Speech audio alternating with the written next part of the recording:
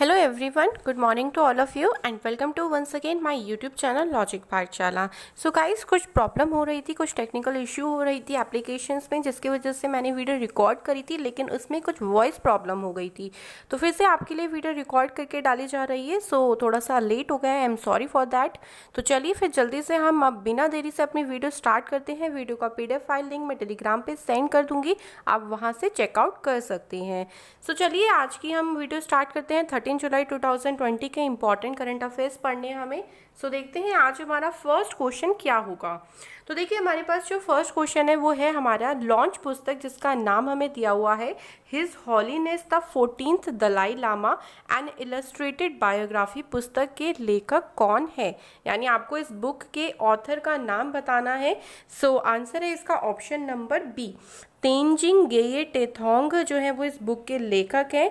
और ये जो बुक है ये स्पेशली दलाई लामा का जो 40 वर्षों का इतिहास है और जो उनकी बायोग्राफी है दलाई लामा की, उनके ऊपर ये बुक जो है वो लिखी गई है। ठीक है, तो जैसे अगर हम बात करें दलाई लामा कौन थे, तो इनके बारे में अगर मैं बताऊं तो दलाई लामा एक मंगोलियन पदवी होती है जिसका अर्थ होता है ज्ञान का महासागर। तो जब 19 की बात है ये, उस टाइम पे देखिए क्या हुआ था, दलाई लामा ने चीनी शासक के खिलाफ विद्रोह कर दिया था, जिसकी वजह से इन्हें अपने स्थान को छोड़कर भारत वापस आना, मतलब भारत में शरण लेनी पड़ी थी। तो उसी चीज़ के बारे में सारा पूरा वृत्तांत जो है वो इस बुक में बताया गया है। इस पुस्तक को जो है वो रॉली बुक्स के द्वारा प्रकाशित किया गया है। ठीक है, क्लियर है। तो फर्स्ट वाला जो क्वेश्चन है इसका आंसर है option number B, Tenzin Geyche Tethong. So books and author वाले क्वेश्चन भी आप ज़रूर ध्यान रखें। सो हमारे पास अगला देखिए क्वेश्चन, सेकंड क्वेश्चन है, किस कंपनी ने भारतीय वायुसेना को अपाचे और चिनूक हेलीकॉप्टर की डिलीवरी दी है। तो उस कंपनी का नाम बताना है। तो कंपनी का नाम है बोइंग।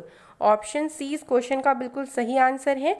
ये जो बोइंग कंपनी है ये एक अमेरिका की बहुराष्ट्रीय कंपनी है जो दुनिया भर में क्या करती है, हवाई जहाज, रॉकेट, उपग्रह, दूर संचार उपकरण के डिज़ाइन, निर्माण और बिक्री करने का जो है ये काम करती है। तो ये कंपनी क्या काम करती है, इन सभी का चीज़ों का डिज़ाइन तैयार करती है, उसको निर्माण करने का काम करती है, उसको सेल करने का काम करती है।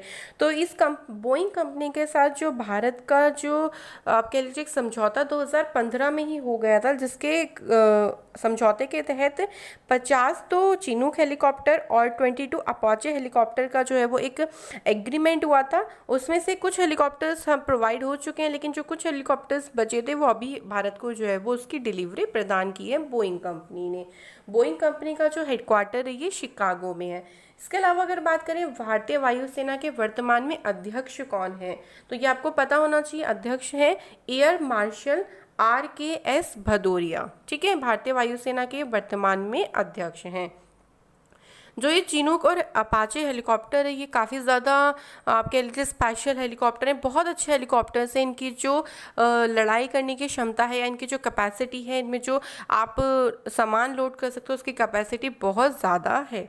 तो ये काफ़ी अच्छे हेलीकॉप्टर हैं भारतीय वायुसेना के लिए, और अभी बोइंग कंपनी ने जो है वो इसकी डिलीवरी दी है। तो आंसर है इसका option number C. Next question पे चलते हैं, question number third. Question number third पे पूछा गया है, किस ऑनलाइन पेमेंट कंपनी ने रहेजा QBE जनरल इंश्योरेंस का अधिग्रहण किया है। सो आंसर है इसका ऑप्शन नंबर ए, पेटीएम ने जो है अभी रहेजा QBE कंपनी का लगभग 51% जो है वो इसका अधिग्रहण कर लिया है। इससे पहले जो वर्तमान में जो रहेजा जनरल इंश्योरेंस कंपनी थी उसकी 51 हिस्सेदारी जो थी वो प्रिज्म जॉनसन के पास थी, और जबकि 49% की जो हिस्सेदारी थी वो QBE ऑस्ट्रेलिया के पास थी। लेकिन अब जो 51% की हिस्सेदारी है वो पेटीएम ने जो है वो उसका अधिग्रहण कर लिया है। पेटीएम की बात करें तो पेटीएम एक इंडियन ई-कॉमर्स शॉपिंग वेबसाइट है। इसकी स्थापना पेटीएम के 2010 में हुई थी। पेटीएम का हेडक्वार्टर नोएडा में है और इसके जो फाउंडर जिन्होंने इसकी स्थापना करी थी उनका नाम है विजय शेखर शर्मा। शुरुआत में देखिए पेटीएम जो था वो सिर्फ आप कह लीजिए रिचार्ज, जो डीटीएच वगैरह का रिचार्ज था, इसके लिए इसे शुरू किया गया था। लेकिन धीरे धीरे करके पेटीएम ने जो है वो अपनी सेवाओं का काफ़ी विस्तार किया है। अब आप पेटीएम के थ्रू बुकिंग कर सकते हो, चाहे वो रेल टिकट हो, चाहे होटल्स हो। इसके अलावा आप रिचार्ज तो कर ही सकते हो, और पेटीएम आपको बहुत सारी चीज़ों की सुविधाएं भी देता है, जैसे आप बिल अपना जो है भुगतान कर सकते हो, हाउस टैक्स यहाँ से दे सकते हो। तो चीज़ों का धीरे धीरे पेटीएम ने क्या किया है, विस्तार किया है। तो थर्ड क्वेश्चन क्लियर हो गया, आंसर है इसका option number A. Next question पे चलते हैं, फोर्थ क्वेश्चन, जिसमें पूछा गया है हॉकी इंडिया के नए कार्यवाहक अध्यक्ष पद पर किसे नियुक्त किया गया है?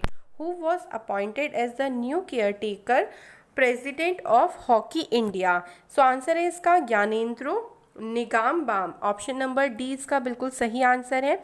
जो ज्ञानेंद्र निगामबाम है ये मणिपुर राज्य के रहने वाले हैं, और इन्होंने मोहम्मद मुश्ताक अहमद की जगह ली है, यानी इनसे पहले जो थे वो मोहम्मद मुश्ताक अहमद थे। उन्होंने 7 जुलाई को जो है वो अपने पद से किसी पारिवारिक कारण के कारण जो है वो इस्तीफा दे दिया था और उनकी जगह पर अब नियुक्त किए गए हैं ज्ञानेंद्रो निगोम्बाम, जो कि मणिपुर राज्य के रहने वाले हैं।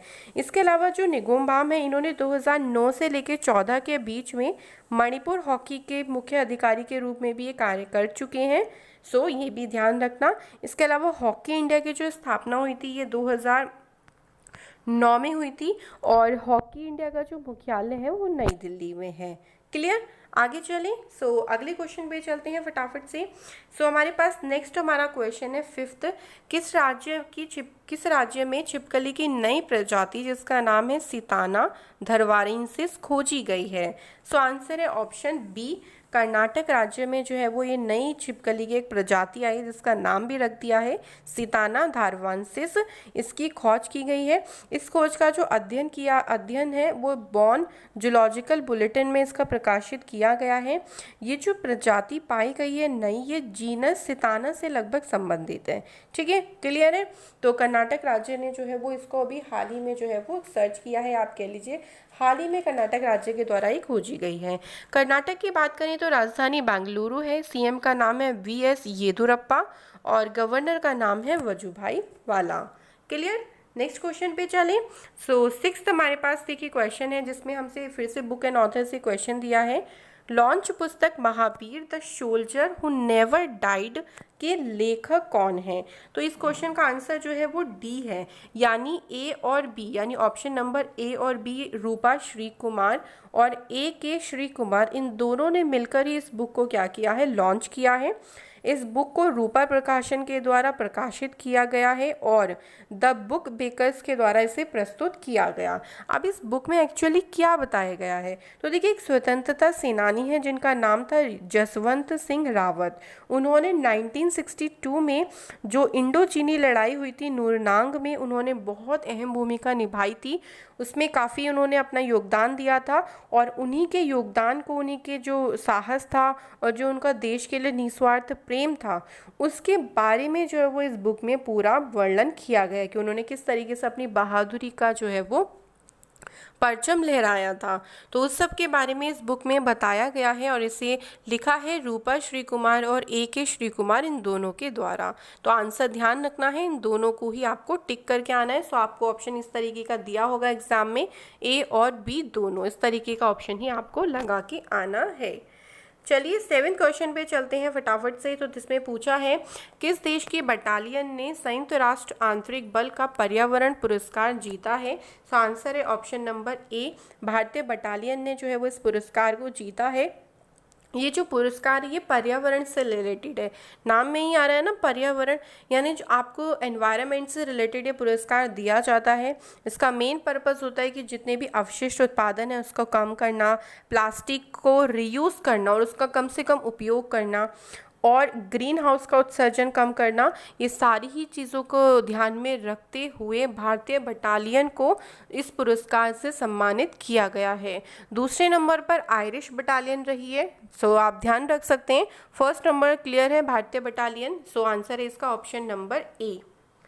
नेक्स्ट क्वेश्चन है क्वेश्चन नंबर 8, जिसमें पूछा है माइक्रोसॉफ्ट इंडिया के कार्यकारी निर्देशक पद पर किसे नियुक्त किया गया है।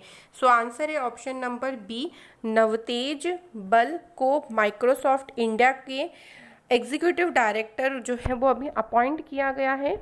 और इन्होंने जो जगह लिया, नहीं इनसे पहले कौन थे, तो इनसे पहले माइक्रोसॉफ्ट इंडिया के जो एग्जीक्यूटिव डायरेक्टर थे वो मनीष प्रकाश थे।